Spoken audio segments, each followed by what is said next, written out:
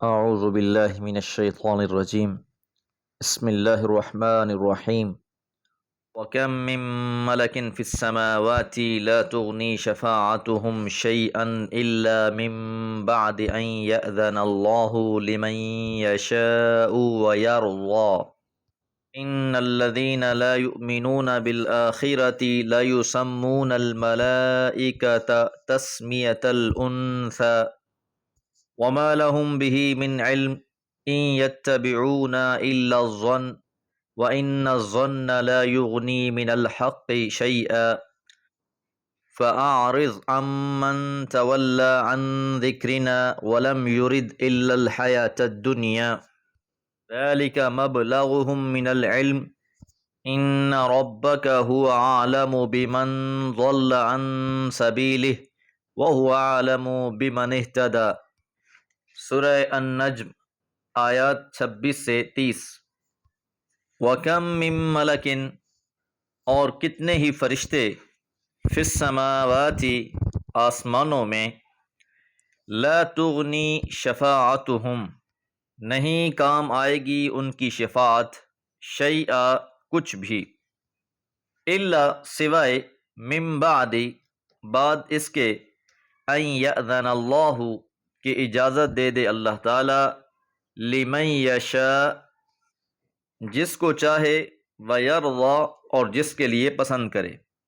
بارہا اس بات کا تذکرہ ہو چکا کہ مشرکین مکہ فرشتوں کو اللہ کی بیٹیاں مانتے، ان کی پرستش کرتے، اور گمان یہی کیا ہوا تھا کہ یہ روز قیامت ہمیں اللہ سے بخشوا لیں گی۔ تو یہاں اللہ تعالیٰ نے اس بات کی وضاحت فرما دی کہ کتنے ہی فرشتے جو آسمانوں میں ہیں، ان کی شفاعت کسی کے کچھ کام نہیں آئے گی۔ پہلا اصول تو یہ ہے کہ اللہ کی مرضی کے بغیر کوئی سفارش نہیں کر سکے گا، اور دوسرا اصول یہ ہے کہ جس کے لیے اجازت دی جائے گی صرف انہی کی شفاعت کی جا سکے گی، نہ تو شفاعت کرنے والے اس معاملے میں با اختیار ہیں کہ جب چاہیں کسی کی سفارش کر لیں، بلکہ وہ سب کے سب اجازت کے پابند ہیں۔ آیت الکرسی میں بھی اس بات کا ہم روز ورد کرتے ہیں، من ذا الذی یشفع عندہ الا باذنہ، کون ہے جو اس کے سامنے شفاعت کر سکے مگر اس کی اجازت کے بعد۔ اللہ تعالیٰ جن کے لیے شفاعت پسند فرمائیں گے، جن کے لیے اختیار دیا جائے گا، انہی کی شفاعت کی جا سکے گی۔ ان الذین، بلا شبہ جو لوگ، لا یؤمنون، ایمان نہیں لاتے، بالآخرۃ، آخرت پر، لا یسمون الملائکۃ، البتہ وہی نام رکھتے ہیں فرشتوں کا، تسمیۃ الانثیٰ، عورتوں والے نام۔ فرشتے اللہ تعالیٰ کی نوری مخلوق ہیں، ان لوگوں نے اپنے گمان سے انہیں اللہ کی بیٹیاں بنا لیا، اور پھر ان کے مختلف عورتوں والے نام رکھ لیے، اور یہ بھی گمان کر لیا گیا کہ اللہ کی پیاری بیٹیاں ہیں، انہی کی سفارش سے دنیا میں بھی نعمتیں حاصل ہوتی ہیں، اور اگر آخرت ہوئی تو اس دن بھی انہی کی شفاعت سے ہمیں چھٹکارا حاصل ہو جائے گا۔ تو فرمایا وما لہم، اور نہیں ہے انہیں، بہی، اس بارے میں، من علم، کچھ علم، کہ اپنی طرف سے جو افسانے انہوں نے ایجاد کر رکھے ہیں، ان کا حقیقت سے کوئی تعلق نہیں ہے، ان کا واسطہ علم سے نہیں ہے، یہ تو گمان کی اتباع کرنے والے ہیں۔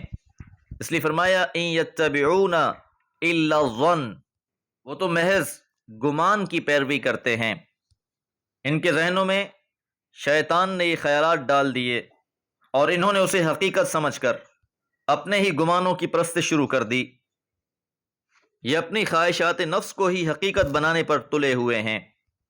ان نادانوں کے پاس علم نہیں ہے۔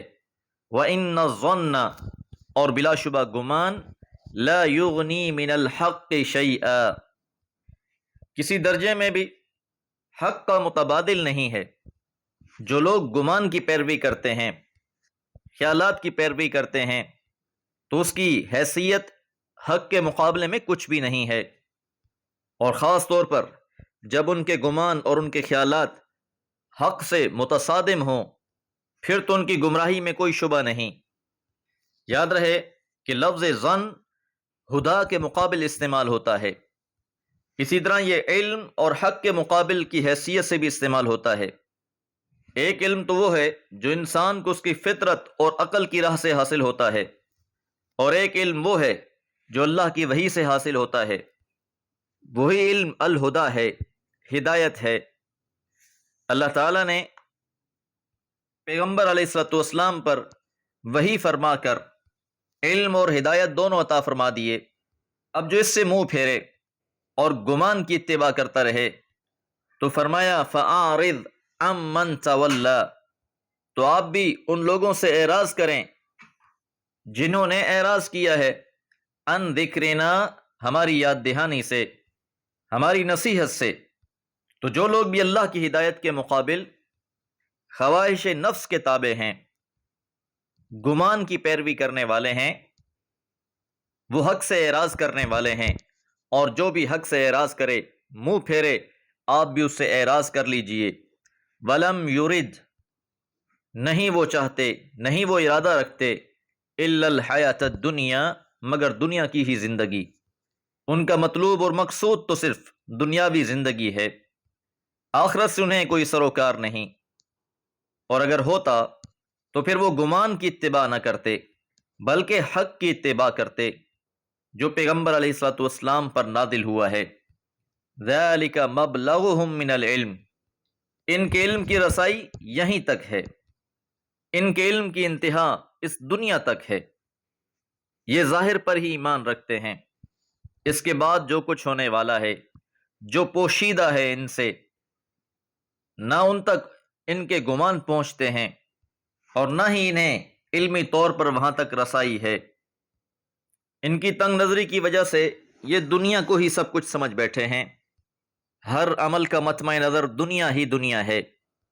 سورہ روم میں فرمایا یعلمون ظاہرا من الحیات الدنیا، وہ جانتے ہیں اس دنیا کی زندگی کے ظاہر کو ہی۔ ان ربک، بلا شبہ آپ کا رب، هو عالم، وہ خوب جانتا ہے، بمن ضل، جو بھی بھٹک گیا، عن سبیلہ، اس کی راہ سے۔ تو جو لوگ بھی اعراض کر رہے ہیں، منہ پھیر رہے ہیں، ایسے بھٹکے ہوئے لوگوں کو اللہ خوب جانتا ہے۔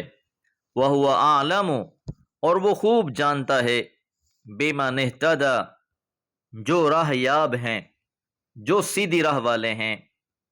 اللہ کے علم سے کوئی مخفی نہیں۔ دعا ہے اللہ تعالی ہم سب کو صراط مستقیم پر قائم رکھے۔ وما علیہ الا البلاغ۔